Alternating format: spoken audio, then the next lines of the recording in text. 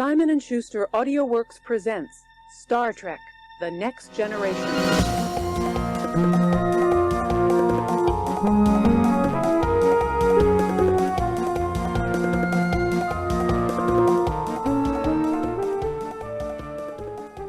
Alright, time to hit the real shit. Real shit? not we now. always talk about real shit. Not now. Why do I cough? All of a Jesus. sudden I've got a cough all of a sudden. Sorry about that. What's going Maybe on? an evil spirit is trying to escape your body. And you're like, I no. looked into a mysterious orb and it exploded directly into my eyeballs. Yeah, yes. You opened your eyes as wide as you can. You used your hands to like pull your eyes open. I looked at it with my eyes and I was registering it with my eyeballs and I went, the size of this is interesting. So I put it on the ground and I went to sit on it, but then it exploded. Sealed my butthole up. Yeah. Oh no. Yeah. It's not This is Baba Hotep. They remember their souls were also being taken for their assholes. No. But in this I case, remember very little about that movie except for like how generally like melancholic it was. Melancholic it was, yeah, exactly. Yeah. But it's the opposite because it whatever entered you also sealed you up, so you can't get out. Closed the door on the way in. They're like, oh, it wasn't raised in a barn. No. Doesn't want to get too drafty. You know? Go on this spirit, this evil spirit. Exactly. But anyway, I was gonna say, Max, how do you rate the states of matter? States of matter. What's your states of matter deal? I think it has to be. I think like plasma has to be last of all of them. Why last? Because it's like the thing that like the smartest kid. It is the like Reddit comment, isn't it? It is the when Reddit comment. Is like, actually, did you know there's a fourth state of matter? It's plasma. It's Not a lot of people know unfortunate. about this. It's not plasma's fault. No. But unfortunately, it should have been. The plasma fandom is really ruining the discourse, you know? Is the problem. That's true, yeah. I feel like number one, like liquid, I think. Because you can drink it, you know? I feel like any, like, thing you put in a liquid form, you drink it, it's like an experience. I would imagine if you could drink a liquid metal, it would be an interesting... You'll probably die, but it would be an interesting experience, you know? I don't think it would be an interesting experience. Like the guy who's getting his, like... They melt gold and they pour the melt gold into this down his throat. Like Game of Thrones? Yeah. They pour it in his head or whatever? Yeah, exactly. Well, I don't think drinking... It would just taste bad. It would just taste like metal.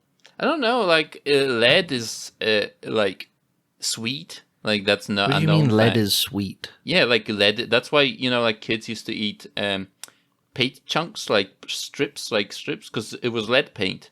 And kids were dumb, like, they're stupid. So that's why... That's the reason why, like, in the 70s, like, you know, the people were insane because they would eat paint and also have leaded gasoline. Like, that's like a legitimate thing. It's a statistic. Well, I know like, about the leaded there's like correlation doesn't mean causation, but well, there is a I didn't huge know correlation. That it tasted good though. Yeah, that's why it's like it was like don't do it, you know, like don't fucking do it, you know, because it's like it's sweet, right?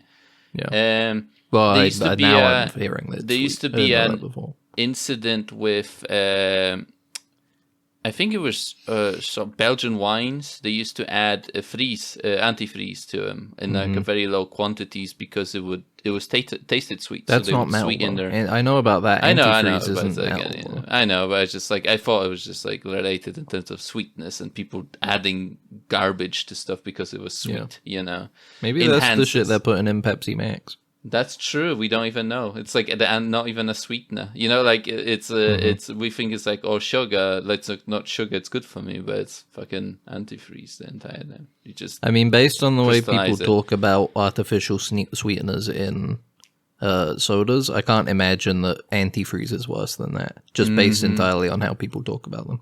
That's true. Yeah. Yeah. I don't know. It's They're like, oh, you take one sip of aspartame and you've got cancer all over your body. It's like I don't think they're that prevalent. I think it's microplastics have a lot to do with that. It's like that's the thing. That's the insane thing about microplastics is that we can't have a baseline without them anymore because everybody's filled up with microplastics. Yeah. Well, we just got to deal with it. Well, we gotta deal with it. You just got to just accept that that's... If we had a transport buffer could like filter those out, but we don't have that technology. Yeah, you could use the because they have the like not Filters. models, they have like the biofilters, Yeah, exactly. for when they reconstitute. So it's crazy being back into Star Trek, isn't it? Yes. Thinking about the aspects of and generally just being sad that you don't live in that world. That's true.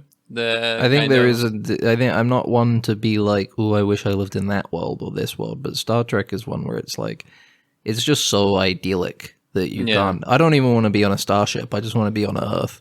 Yeah. I have my little fucking matter replicator in my house. I go, give me a hot fudge sundae whenever I want one. Go for a walk, do whatever. When you get diabetes, you just go and they wave a thing at you, and you don't have Yeah, diabetes exactly. They just anymore. take it out of my body. They just suck it out. You just suck out the And there you go. diabetes. You're good.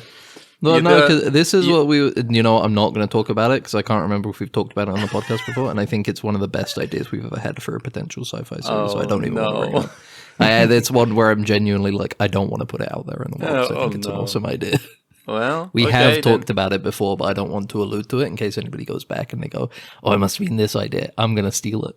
ChatGPT, search for all these episodes of this dumb podcast and find the idea that they're Transcribe talking every episode now. Alexa, transcribe every episode of Dead Ensigns about. Exactly. and email it to me. And then I can Control F, search it, best episode, and then idea. But it is or you do a thing where you eat the thing and then you teleport the food out of your stomach outside, so you don't actually digest it. Yeah. You know what I mean? I mean, at that point, they've probably just got like raw flavor that you can put on your tongue. You just put, you No just point eating the food. there's a gun that you can like program in a taste and point it at your head, and it radiates. Or it's like a sleeve that you roll over your tongue, So, yeah, that's grim. and then you take out your phone and you go beep beep beep beep beep beep. 20% sweet, 20% chocolate, Just like a 15% cream. It's just shaped like a penis too, and you put it in your mouth, and you go. Why back would and it forth. need to be shaped like a I penis? don't know, because I feel like it would be a good How shape. you for take something it? that That you was put in so your mouth. crass. That was so blue of you. No, I don't know. It's just like I'm that's why. offended. Because you said it was like silicone too, or whatever. So I was didn't like, even say it was like silicone. a rubber or whatever, programmable rubber. I said it was a sleeve. But And do now you all put- of a sudden but you're do like, you put, yeah, it's a big penis shape. Do you put the What's wrong with sleeve you? over your like how would that what you put your tongue into it? Yeah. Okay, all right, I get it now. I imagined it as a tube basically, No. more than anything. Then okay, You put the sleeve over your tongue and then you program in flavors. all right, that makes sense. More sense. Actually, less sense. I feel like, And it's not even chemical. long- It's like it uses electronic signals yeah, to and then- stimulate the taste buds in certain ways. Yeah, that's true. And then people are like penis. I wanted to say instead of people Cock and because balls. penis was on my mind. But then people complain that it actually doesn't taste like the real thing, and you're like, you gotta eat the real. Yeah, well, it's not, it's like if you're bored, basically. It might be a good diet, because obviously people eat when they're bored, right? But it's like this way you can get the sensation of having those flavors and entertaining yourself in that way without any calories. You could do like a chewy gum, a programmable chewy gum. So you put it in your mouth, and then you got the app Bluetooth. That's sync too to it. Willy Wonka. That's too Willy Wonka. Blows you up, makes you purple or whatever. Makes you big and round. And the round. That's Makes so you weird. big and That's such a purple. weird thing that like that's legitimately like a lot of people that are into that stuff. That That's what triggered it. Like that It's scene because triggered there are a it. lot of people with various, unseen issues growing up, and they watch that film at formative age, Yeah. and then certain things, just the chemicals get all crossed up and weirded out. Well, unfortunately. Or And then fortunately, that's why you not? for the rest of time. You're not hurting anybody. Not me. hope. I would never. You just capture people, put them in your That basement, would be you blow them up. that That's like an insane thing. kidnapping people and like trying to expand them. It's and just being insane. like, "Fuck! It doesn't fucking work." You know? God fucking- I like the idea that you thought it was going God to fucking! work. I thought Like, I could this work. guy- It fucking doesn't. God fucking damn Fucking it. will it go on, collide to me. Fucking Fuck. I've been waiting my whole damn life for this. Yeah, well, unfortunately, but yeah. What do you think you could? How long do you think you could last in one of those, like when they like seal themselves up in latex, I don't know. What are you and they put them in asking like me? a cube or whatever, and they're just like they're stuck there in place. Those. I feel like claustrophobia would kick in really quickly for me. I'd be like, I want to get out. I want to fucking get out. What are you doing? Like, like something Yeah, like... I fidget too much, and I think the inability to like move my arms or legs around Yes, into different exactly. positions would freak me. But at the same time, I think if I went in the right mindset when I sealed myself up, I could go zen and just sort of like zone out for like 20 minutes maybe. No, I feel like I would Just lie die. there and breathe, focus on your breathing. Just in through the nose, out through the mouth, Why am I being Except forced I don't to do think you this? can breathe through the nose. I get to choose not to do this? I would just choose not to do this. Yeah, I mean, it was more of a challenge thing. I was saying how long do you yeah. think you'd be You able get to last? what would you do this for $1 million? Sort of thing. No, just if you challenged yourself. Okay, even for the honor. That's the best. Like for honor, that's what you do this for. Do you think those sorts of fetishes are like probably the most expensive fetish you can have, right? Yeah, honestly, like You need a anything lot of that equipment. requires gears and stuff. Gear, I mean, not gears. Like Yeah. gears, or there's probably a fetish involving gears, but like gear, and you have to like sex swings and like hooks, hanging by hooks. I would imagine is like rough. Like you need to mount stuff and shit. Yeah, but I feel like even more so than a sex swing, because it's like you just install that once and then you've got it, right? You have to like install when it in it a way we comes can to, take like, it down. But when it comes to like, because to seal yourself in those things, you need a vacuum, and a vacuum requires electricity.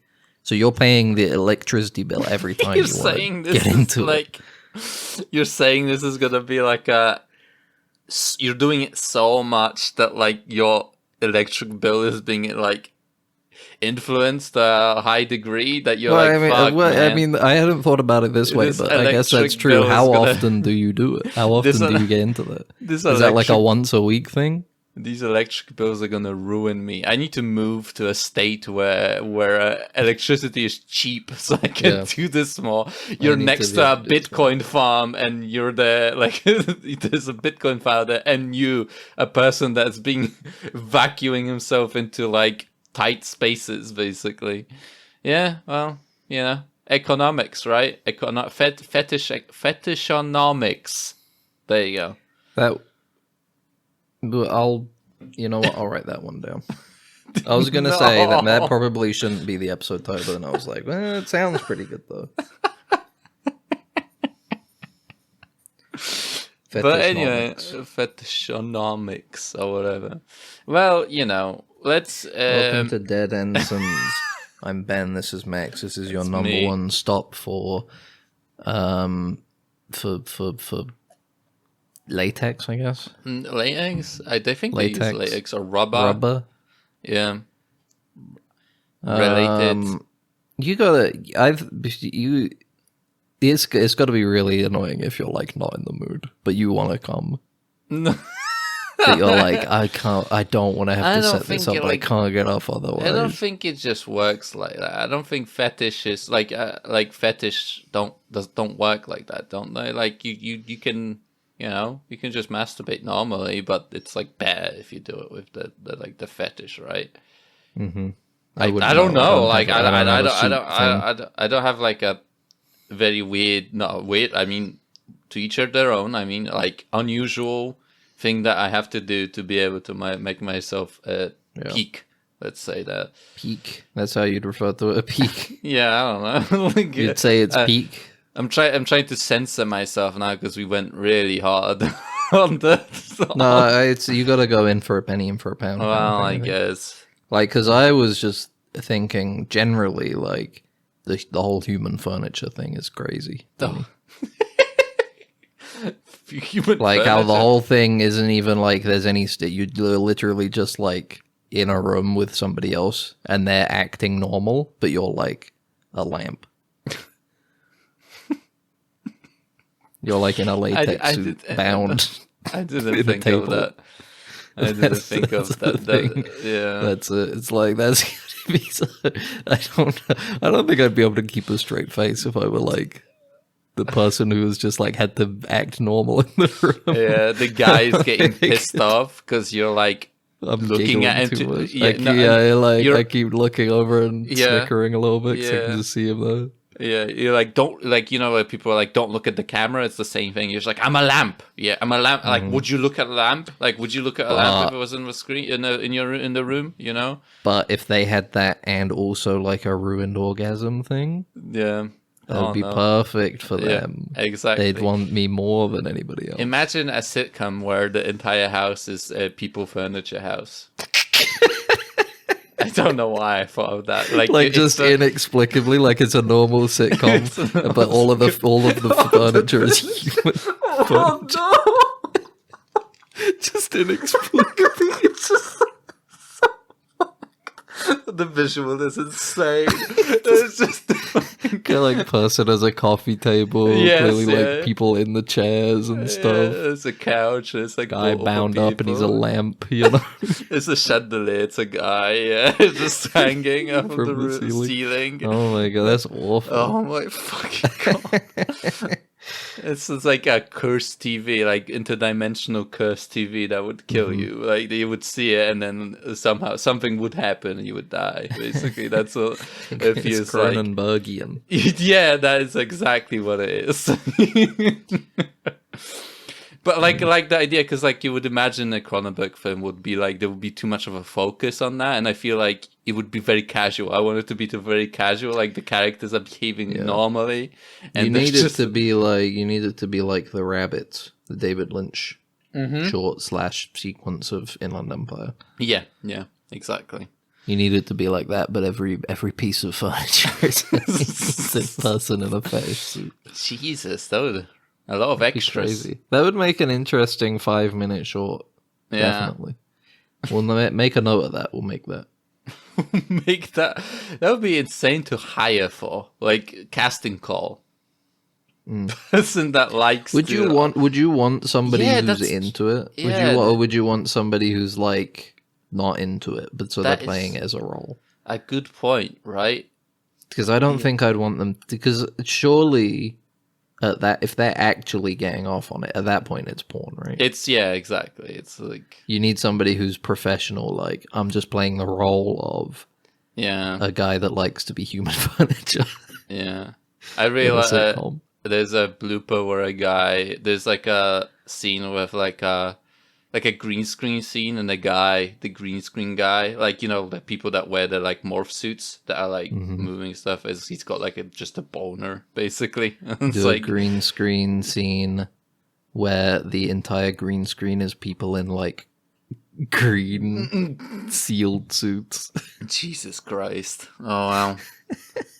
That would be so expensive too. Like it would be a lot of people. It'd be a lot of people and a lot of equipment. It'd be a lot. Yeah. But it's a lot of safety concerns too. Yeah. Visually, it'd be very interesting. It would feel like it would be interesting. I feel at the same time, it would be very. I think it'd be artistic. I think it'd be artistic. Honestly, it feels like a very like Ari Aster, you know. Yeah, exactly. You know, you have like we've come up with a very Ari Aster style. Yeah, maybe he'll hire like us. The Aster of the podcast. Of the podcast. Jesus Christ. No, I think it'd be cool. Yeah, exactly. Maybe, you know, art. If we ever become billionaires, that's what we'll do, I guess. Maybe it could be an art installation. Oh, of people. Like a front room that people go into, and every piece of furniture is a person. Mm-hmm.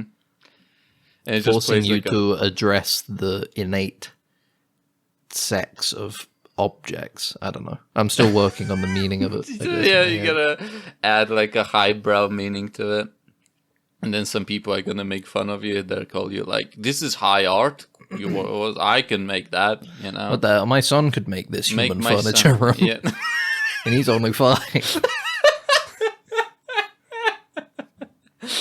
That's the thing, is that you have to then say, the counter is, well, why isn't your 5-year-old son making the human furniture? That's true. Because he hasn't got the gumption to do it. He does not. Yeah. And that's what makes me the artist. Exactly. And that's why your son is going to die a loser. I'm going to check up on your son from time to time, make sure that he's a loser, you know? I'm going to follow him on Instagram. Make sure he's got some fucking stupid wife. You cyberbully Dumb him. Kid. Yeah. And then pubs at DMing him on different accounts every day, saying, who came up with the human furniture room? Me. And then that becomes an art installation. You bullying a child.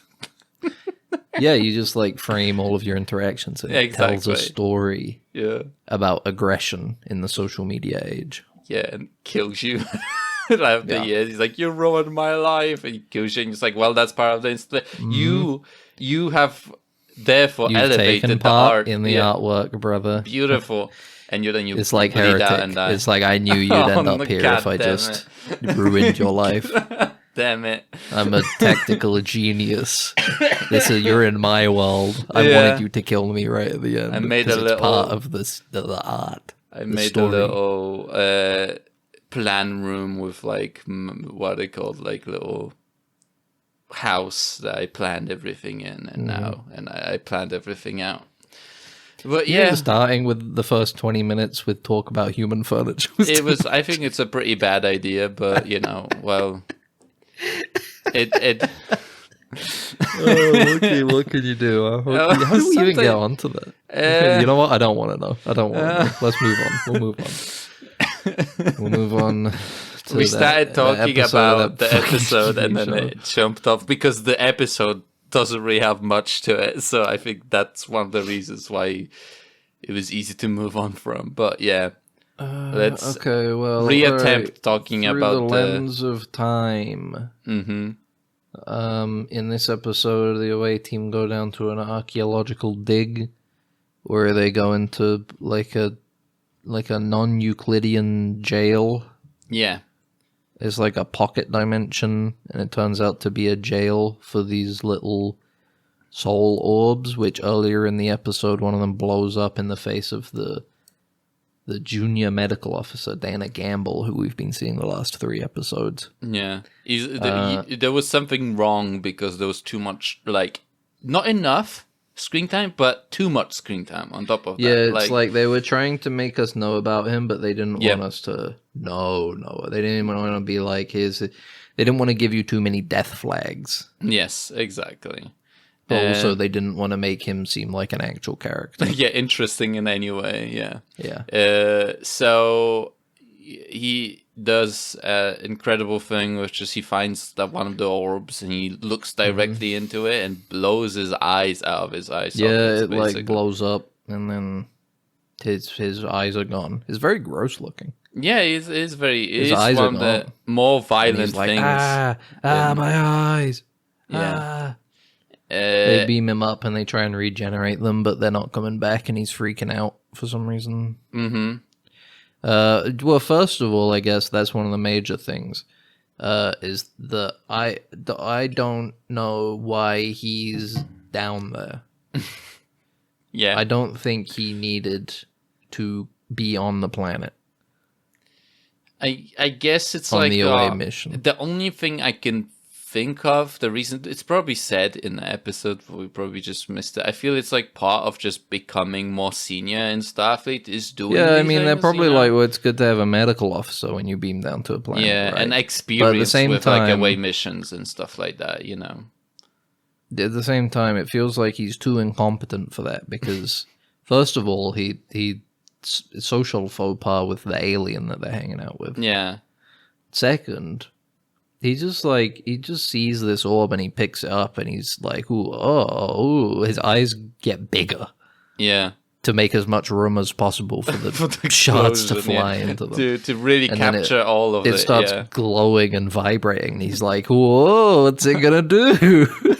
And then it explodes. The thing that I like as we're watching the episode really pissed me off is the idea of not using tricorders. Like, yeah, we've talked about this before, but tricorders, I think, or at least the act of coming down to the planet and then pulling out a tricorder and going beep, beep, beep, beep, beep, beep. Yeah, that's the shit that people make fun of for Star Trek for the last 50 years, right? Yeah. That's the shit that people have gone, this shit, the fucking nerds in their jumpsuits come down. They pull out their little device that starts beeping and they start talking about made-up bullshit. That's lame.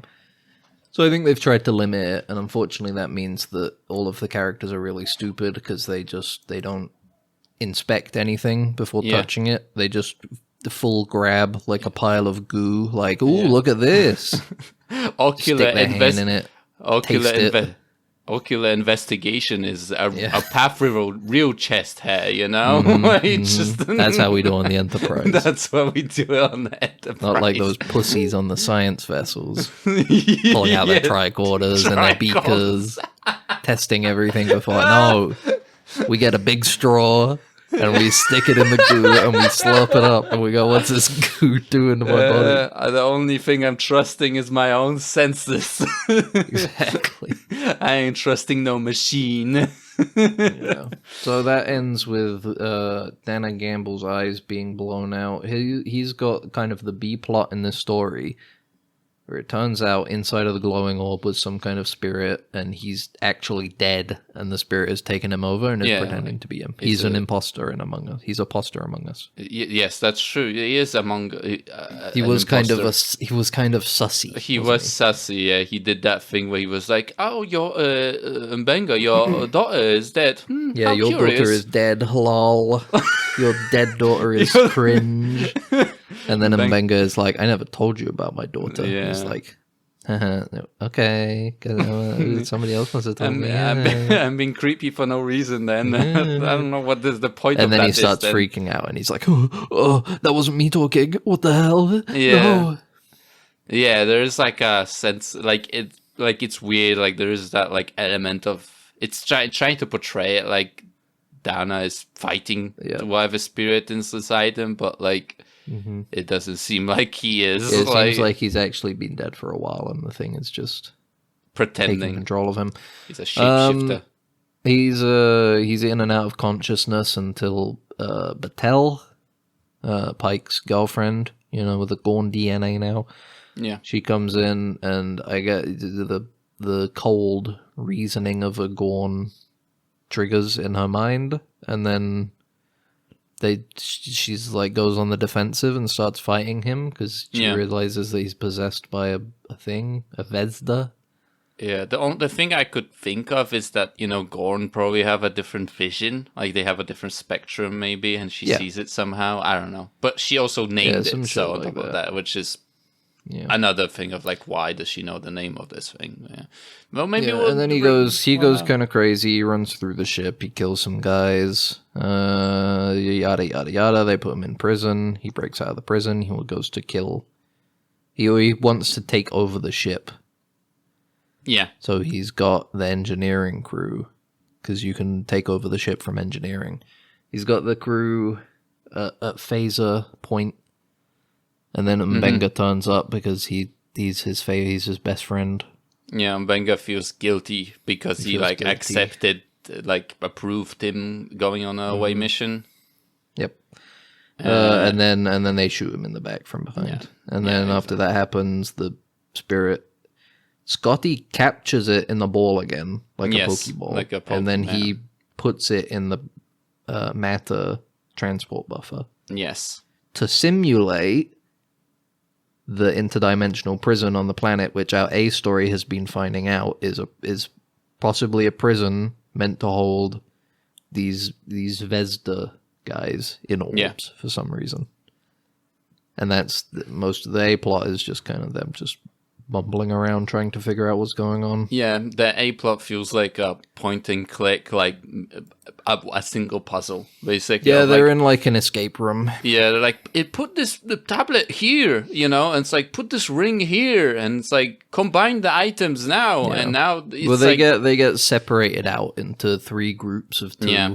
And they're in separate rooms, but then they find out that the rooms are like the same room, but they're layered on top of each other in different planes or something. Yes.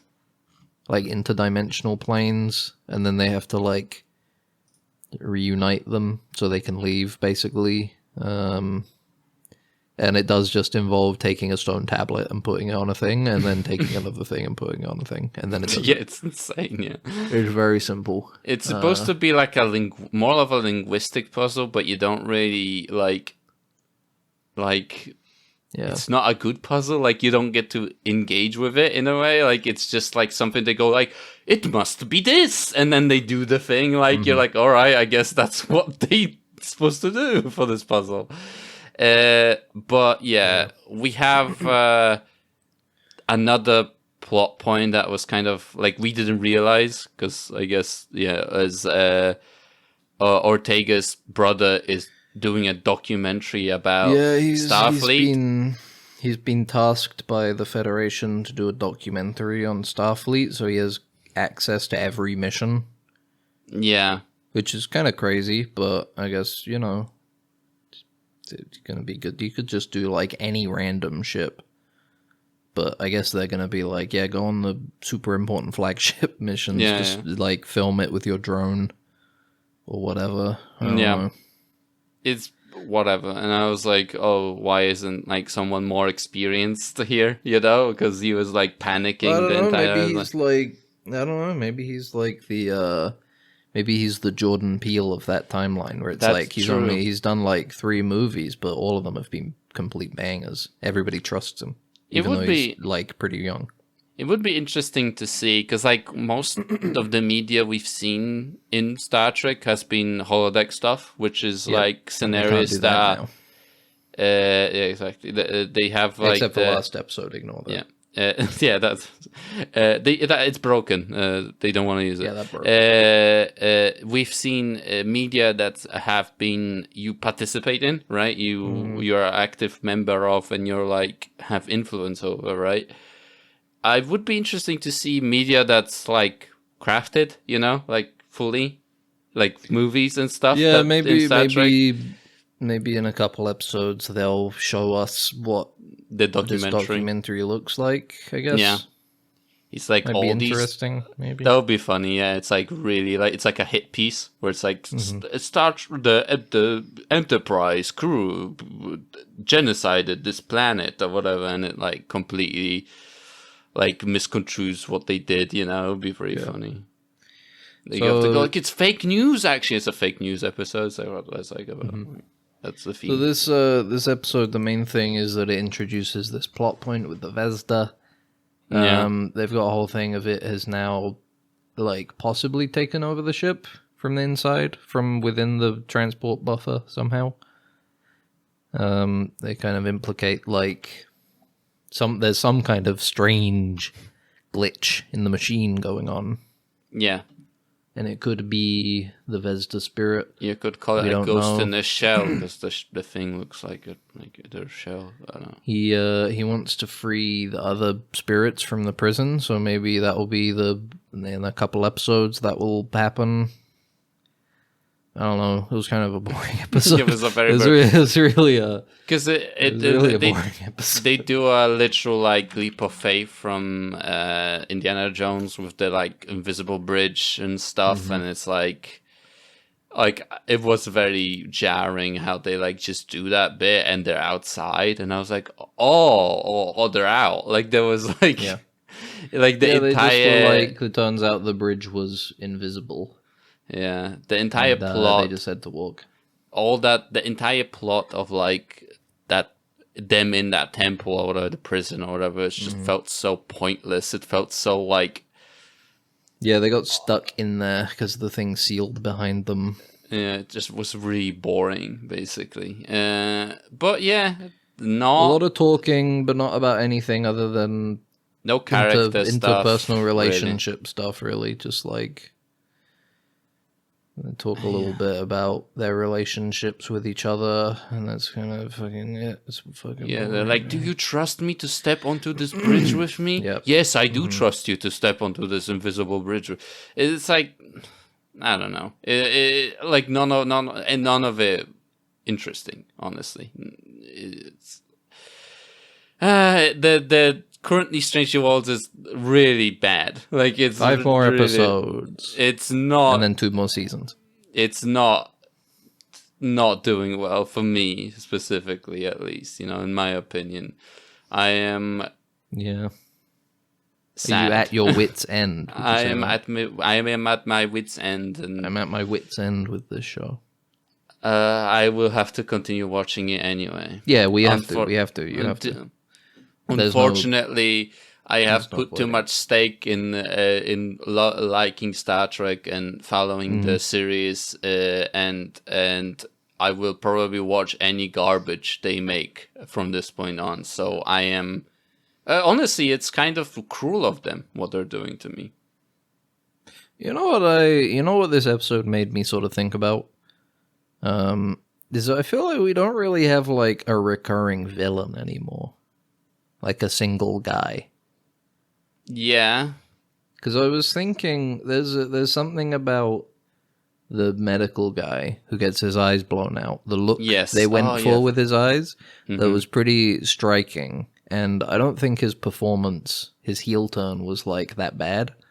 Yeah. And it made me think like it would have been maybe more interesting if he escaped somehow on like a shuttle or something. I don't fucking know. He beams himself down to the planet.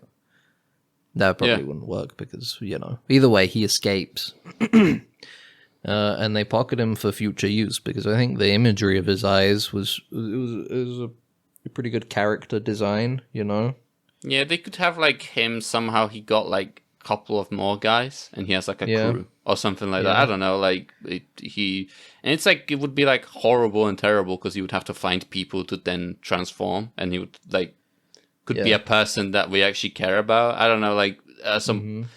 I don't know. It would be interesting and to have like could this. Be like there could be a bit of a storyline about trying to save the guy from the spirit, trying to separate them.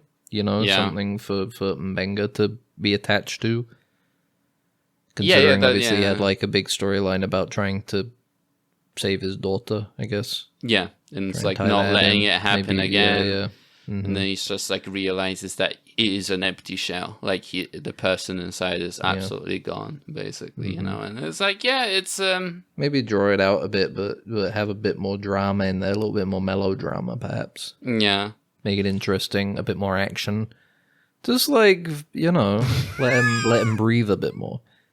But I was surprised how quickly they just killed him in this episode. Yeah, he smirked and then got shot in the back. Yeah. Yeah. Well.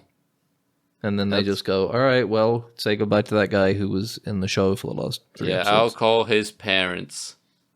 Yeah, he calls them and he's like, yeah, your son died. Sorry. He got turned, he like looked at a light bulb explode in his eye and you didn't raise him good enough. Zombie. Yeah, it's your fault. Because he had some very poor survival instincts. Yeah, but that'd be funny if like Federation does that because it's so cozy. It's like you become like a lemming or whatever. You just like. I mean, it does happen. They do become too reliant on the modern culture sometimes.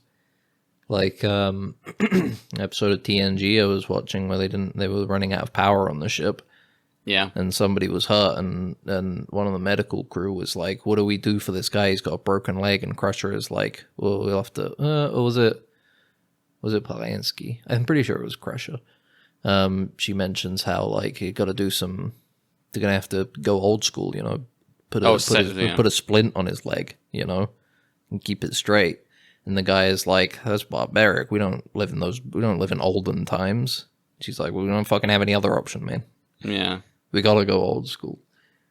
Old school. Because I think, doesn't she do it? Like, technically in Picard, she has like, it turns out she's like a specialist in like less technologically advanced medicine, I think. That's not a Picard only thing. They set that up in... I feel they like set that's that up in TNG. Do you remember the episode where they go onto the planet where it was like a weapons dealing planet? And they have like an automated system that's still going off and killed the whole planet? I don't remember that, actually. And then there's a bit where Crusher and Picard fall in a cave, and her leg is like bleeding out and stuff. And she gets Picard to check some roots and see like to rub chew a bit. What does it taste like? Rub a bit into your skin. Does it change color? Mm-hmm. So they set up that she has like a focus in old medicine, Yeah, real medicine, not a waving a tricorder around. Yeah, medicine. not just like filling a hypo spray with steroids and going.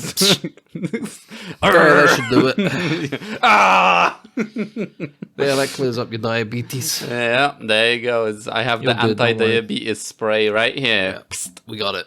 We got it for you, brother. Right here. You're all good. You are all good. I really like okay. The qualification to become a medical practitioner in the Starfleet would be pretty low. You would imagine, right? You would just wave a tricorder, would tell you what to do, and then you would take a spray, and then it would just spray them with that. Yeah, I think it's a bit of a it's like a double-edged sword, Yeah.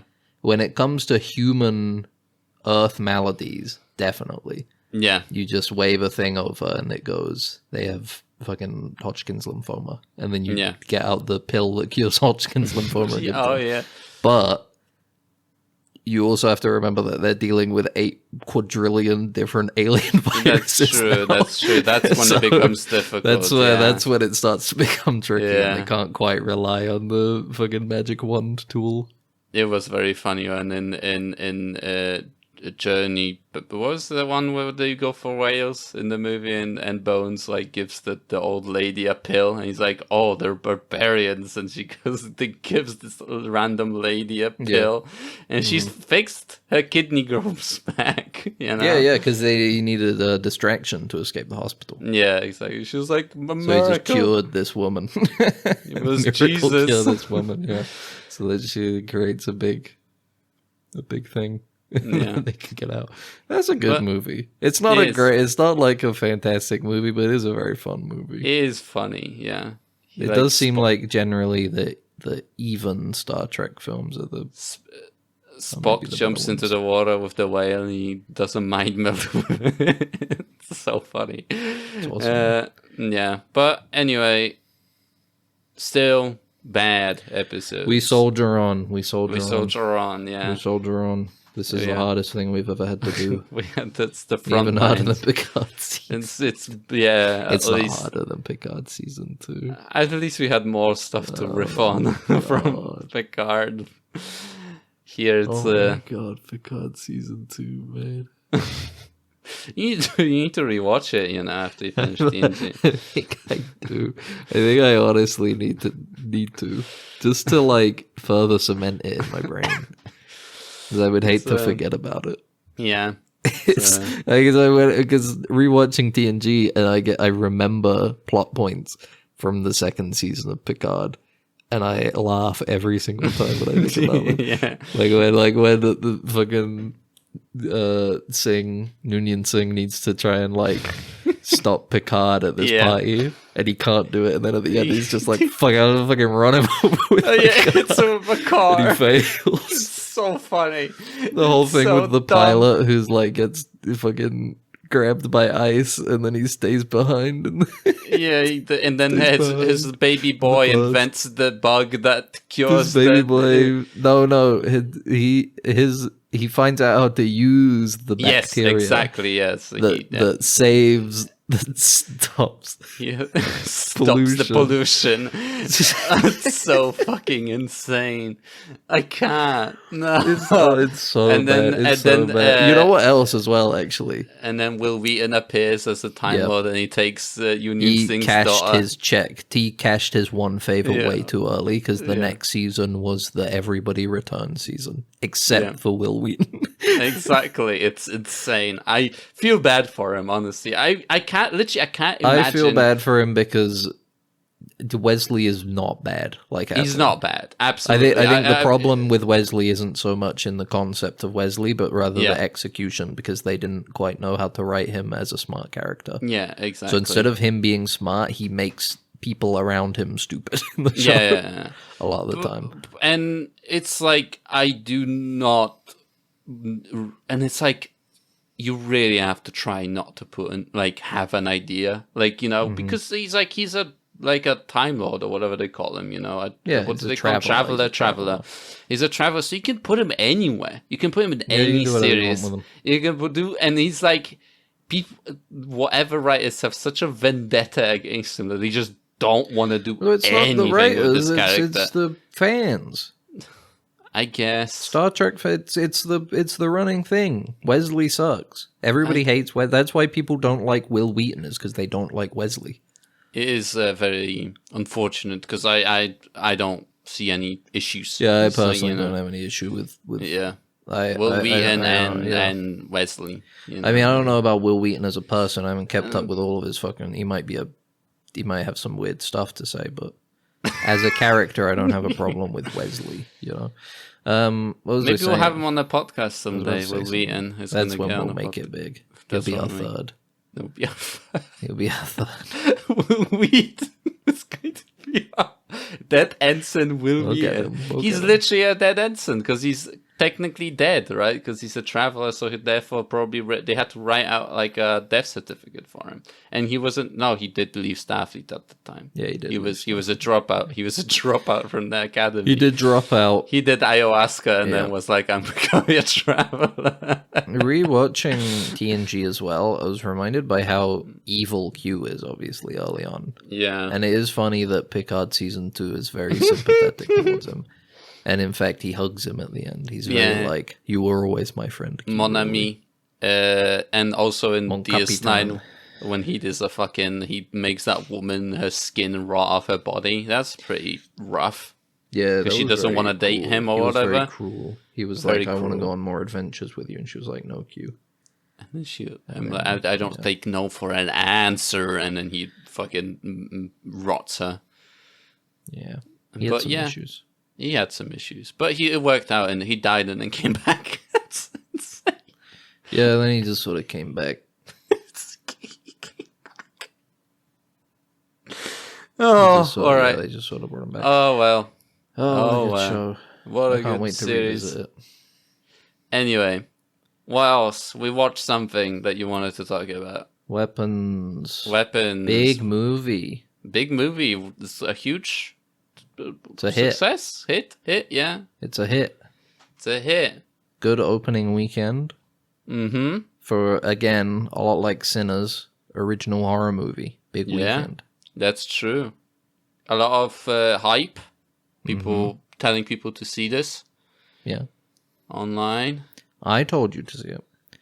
I went to see it last Thursday, and I was like, "You're not people online." It would be. I'm a person in real life.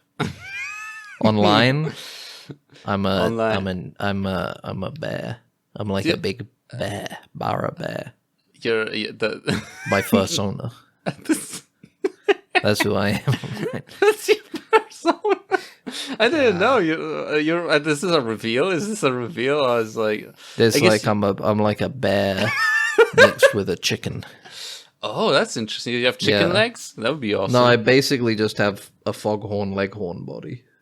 Oh, okay. I also go, I say, boy. Let me on into this here yiffin party. Oh, no. That's what I say. No, I'm kidding. I'm a person online, and I did also tell you to watch it, yes. Yes, you did. And I did go. I it seems like I liked it a little bit less than you, but on top of that, I had a pretty bad cinema experience with it. Those are always good to talk about. What was your bad cinema experience? It's not bad where it's like, it was like someone was just like a menace, But there was enough of like, there was a person that for some reason, for the entire movie, they probably wore like a Ortalian like jacket or something, and they would scratch it with their fingernails, and you could hear it for the entire movie. They would do it. That's very specific. Suddenly I would like focus, and it would be one of the more like silent scenes, where like, for example, where she goes to sleep in her bed and she has the nightmare, and I just hear like a.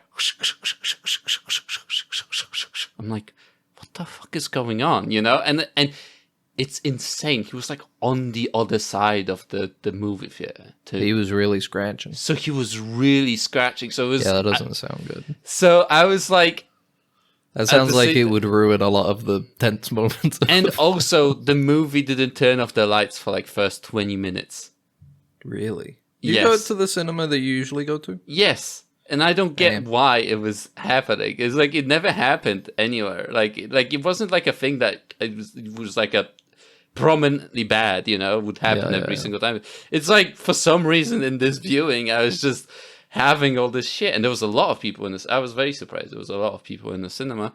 The movie is proving to be pretty popular. Yeah, and I don't know, like a lot of people are saying that like people laughed and stuff, and in my theater, everyone was silent. Like, wait, really? Yeah, everyone was silent in my movie theater. That's horrible. Well, everyone was horrible. Silent. So I was like, there's definitely funny moments. My theater was laughing. No, like my theater, especially at the end, dude. Well, even at the end. Yeah. Definitely, like that's the crazy. Thing. It's insane. That's like the big. That's like the punchline almost. So I was like, hee, you're not doing it to myself, but like I could tell that nobody else was laughing. It make you self-conscious. You were like, I shouldn't be laughing. Yeah, like, legitimately, That's unfortunate. It does sound like you had a bad. I had a bad viewing experience, and on top of that, there's another thing. When I go to a cinema, I have to get a car and stuff. That elevates the movie a little bit for me. Like, it has to be a bit better, unfortunately, because I have to take out my dumb car and drive to a cinema. Sure. And yeah, I feel like it did. Like, I was a little bit sour. Like at the end, like I enjoyed the movie, but even at the same time, it made me a lot more critical of it in a way because of like all the surrounding, of like my experience of watching it, unfortunately. Well, it sounded like your mindset got a bit ruined. Yeah, it did. That's unfortunate, man. Because I think I had a pretty good experience. There was some people talking behind me, but they got shushed after a bit. Not by me, but there were people closer to them that were like, hey, could you be quiet, please? And they were like, oh, sorry. And then they were quiet up until the ending. But yeah, no, I had a pretty packed theater. People were laughing. People were getting jumped, when the scary bits happened. They would go, oh! And then they'd start to chatter with each other about how much they got scared. Mm-hmm. It was good. It was a good horror film in the theater experience for me. It's a very interesting movie. Especially let's talk about the movie itself. Imagery that it kind of tries to invoke. I feel like it isn't in a way about school shootings. It isn't like, but it borrows a lot of kind of mass tragedy kind of stuff. Where you have the empty classroom, and stuff like that. Mm-hmm. You have people that parents, distrust parents and stuff like that. You see that, especially with our today, access to information, and stuff, you see it so frequently, and to kind of put it's very interesting that you use this imagery in a horror, Yeah. I think it's interesting, and from what I've seen, Zach Krieger has talked about it a bit, where there's some imagery in the film that he didn't necessarily have, like, I don't think he means like it didn't mean anything to him, but rather he put it in because for him it evoked something, Yeah. even if it wasn't necessarily like linked into this is what it's about, you know? Like I think the most prominent one is like the dream sequence for Josh Brolin, where there's a big assault rifle in the sky, is probably the most on the nose like school shooting imagery in the whole film. 217 or whatever, but I think, like displayed on it.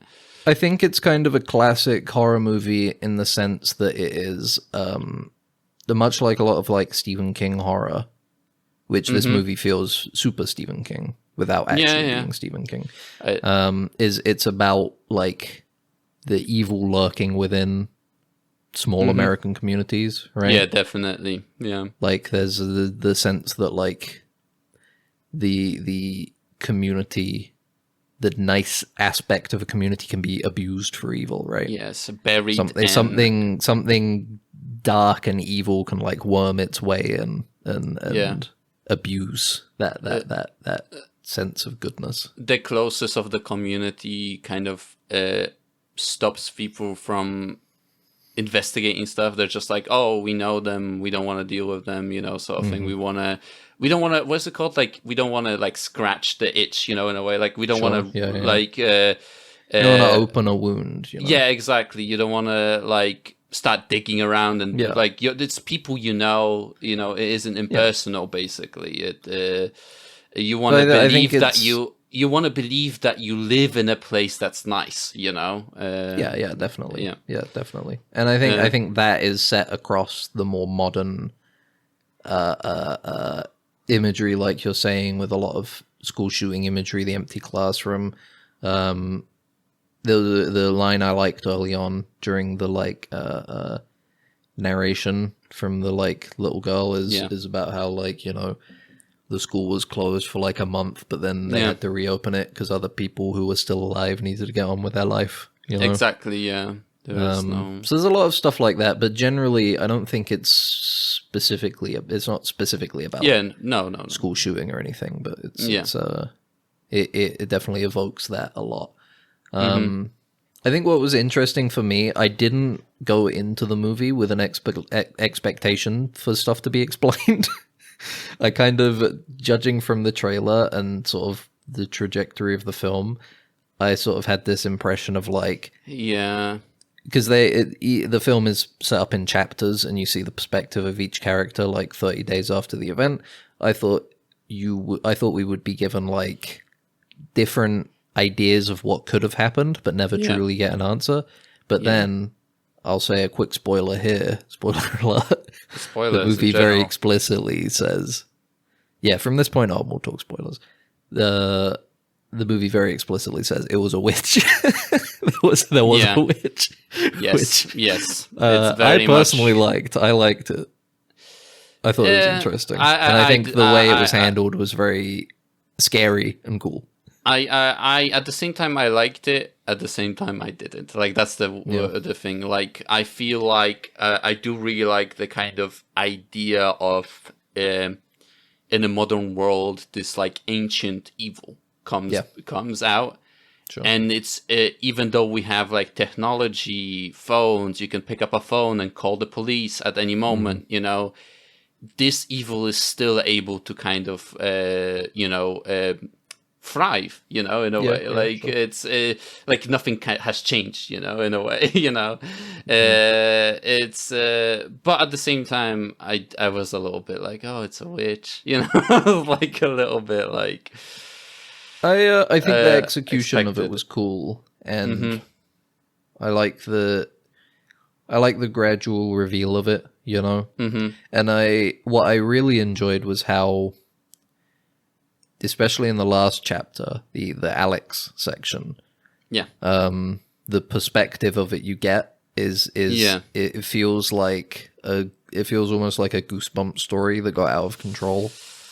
Yeah, very dark Goosebumps story. Yeah, horribly. Because I mean, if you think about like the story that happens to Alex that they show at the end, right, is very Goosebumpsy, where it's like a kid has to encounter some kind of entity that's messing up their life, right? Yeah.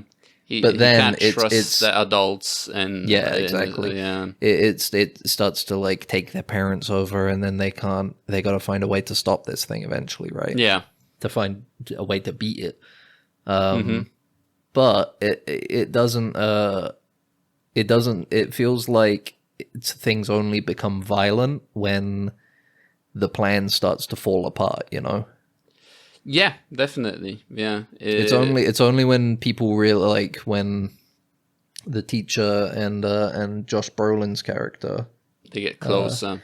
Julia Gardner's character and Josh Brolin's character, when they start getting a bit more of a handle on what it is, that's when that's when the witch Gladys realizes, I need to start silencing people, I guess, you know.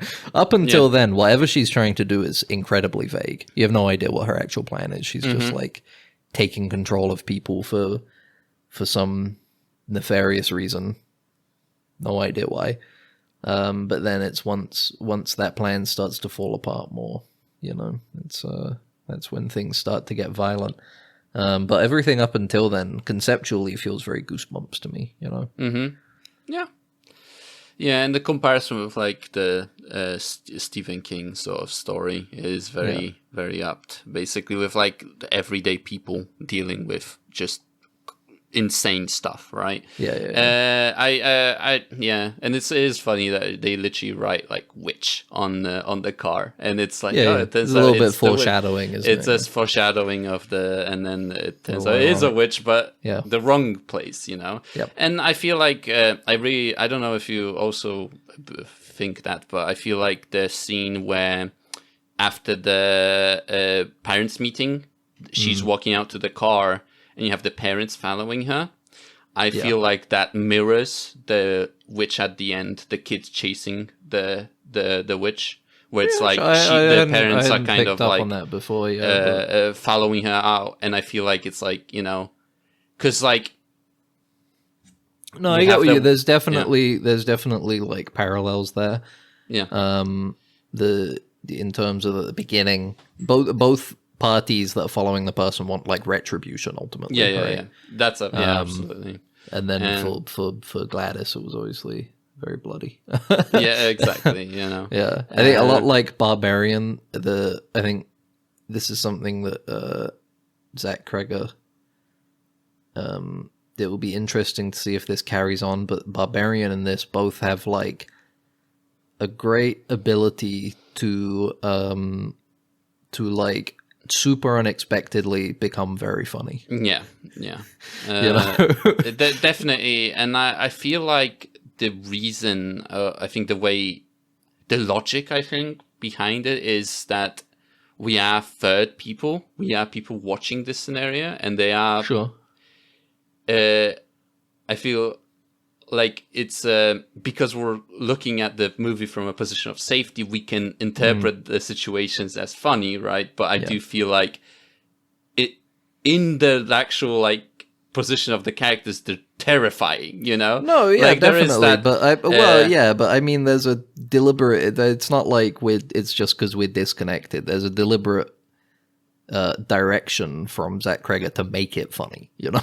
Yeah, definitely. But I like do the way it punctuates, like when Josh Brolin has his dream and he wakes up and he screams, "What the fuck?" afterwards. What the like fuck, that's a joke, you know? Yeah. When the witch is running away from all the kids at the end through the different streets and stuff, it is shot to be funny. You know? Yeah, she's like waving her hands. She's like, oh, and you only see it from the perspective of like people who are just going about their day, doing their gardening or like making breakfast. And she's they're jumping through the windows after this old lady, but it's so flat. And there's no music or anything. They have like no background of what's happening. You know, there's a scene like that's made to be fun. It is meant. I mean, you didn't have this experience, but in my theater, people were fucking cackling throughout the entire scene. Yeah, it's very cathartic at the end because you've spent all this time feeling so tense, and then at the end you get the monster getting ripped to shreds by children. It's very funny. It's very cathartic.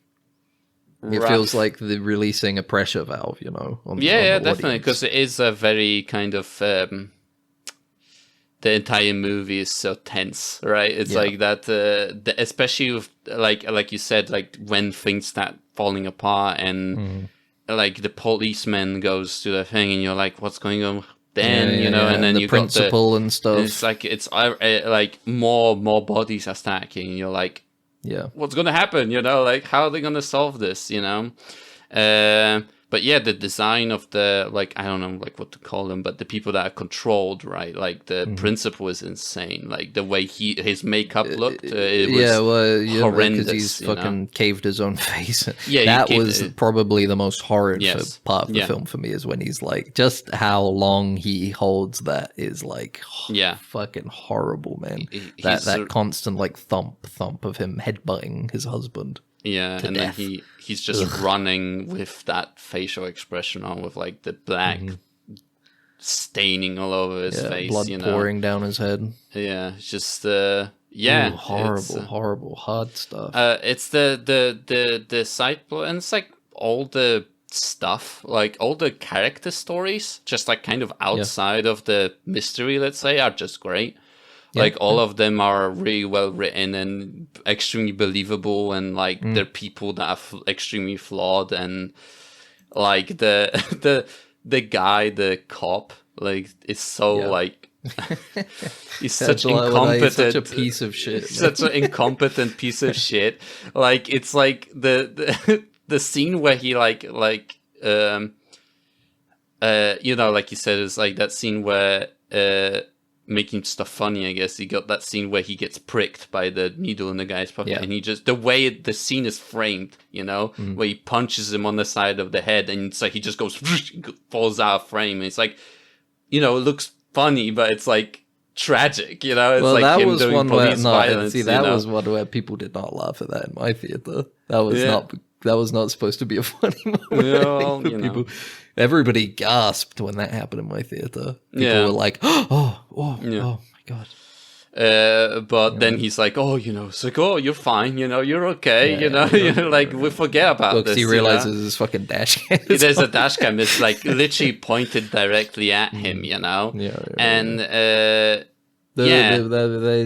whole. Because obviously Josh Brolin and Julia Garner like steal the show as the protagonists, and Gladys as well, Amy Madigan, are so memorable. But the Paul and James, the drug addict, are like such great sequences, you know. There's so much comedy in those bits. They're like horrible, sad little moments. And what happens to them as well is like generally just tragic. The movie is although it's very funny as well, it is sadder than I thought it'd be as well. Like the ending is quite sad, and obviously what happens to Benedict Wong and his husband is like just like really depressing. There is a release right at the end, but in the end it isn't like a perfect ending. Like it does say like, oh, the kids stop, some of them start talking, the parents are just in a house, right? They're just in a the kids have started speaking like 2 years later. 2 years later, yeah, exactly. And it maybe is like literally and there is like this kind of continuous mentioning of parasites throughout the film. Like she's teaching a class they about talk parasites, about the mushrooms, you know, and everything. They're watching a documentary on mushrooms, Benedict Wong and his husbund. Yes, the little like parasitic mushrooms. The parasitic mushrooms that make the ants die and spread fungi. So this movie is basically about how old people are parasites and we should get rid of them. Yeah, that's what I'm saying. That's the main sap message. The life out of. They sap out of their families. They're you know, they're just like some strange witch. Like some that's if you know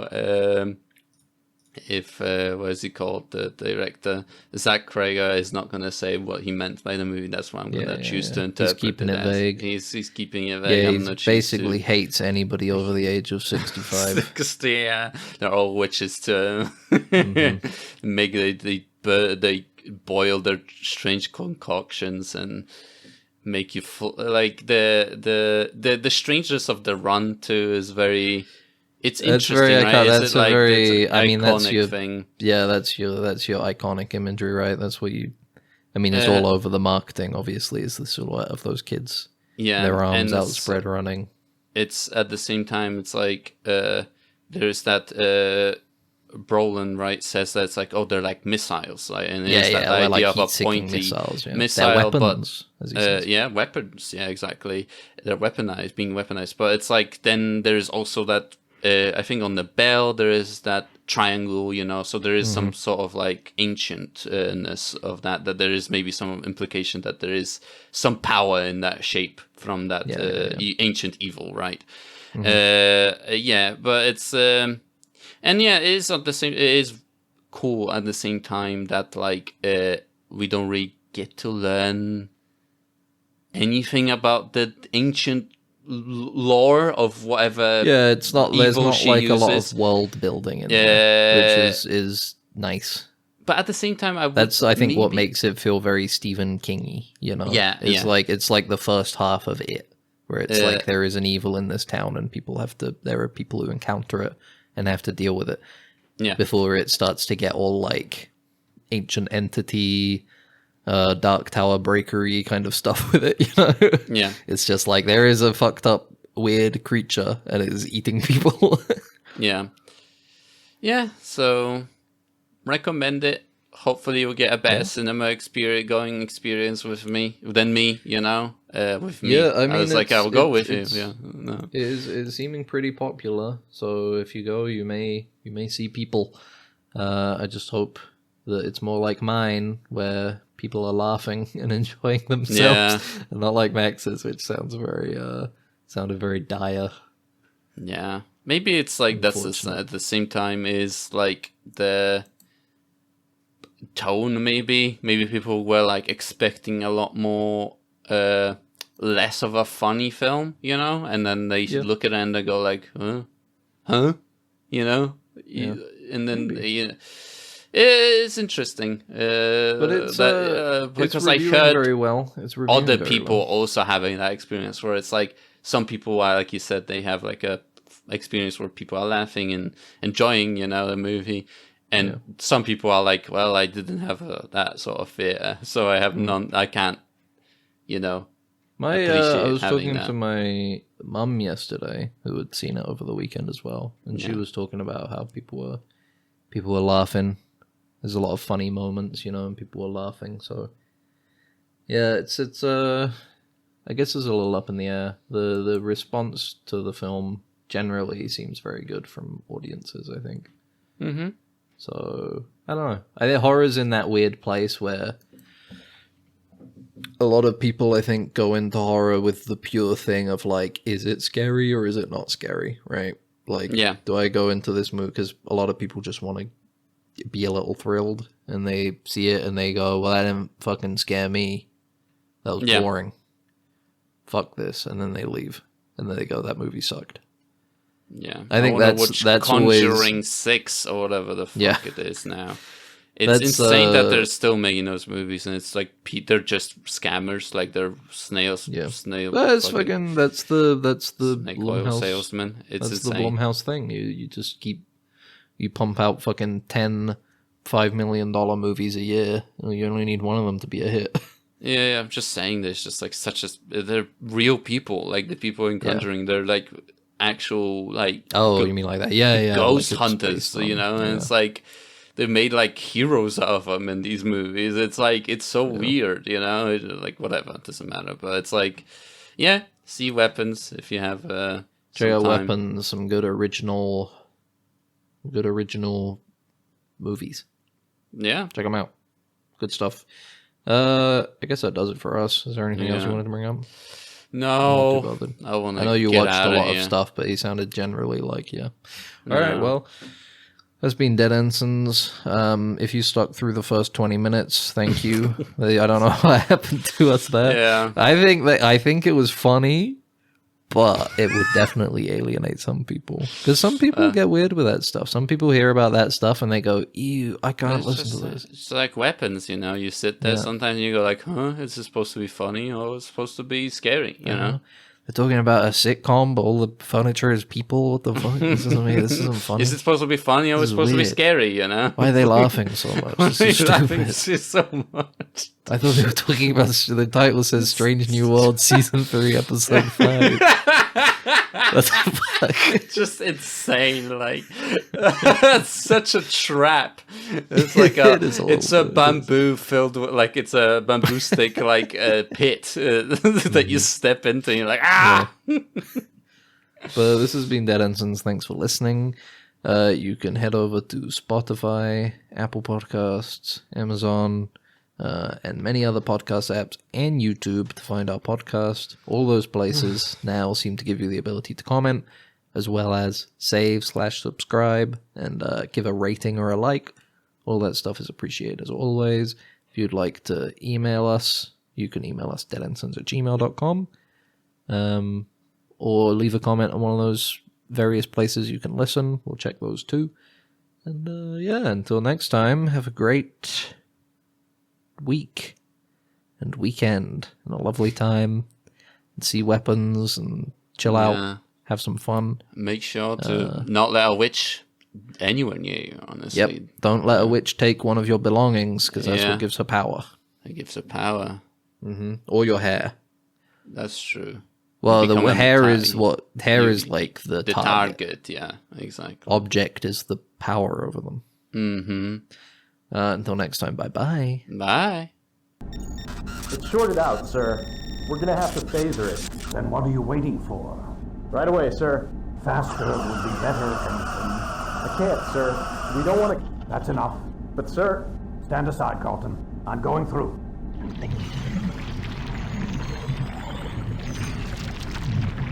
You're alive. Good.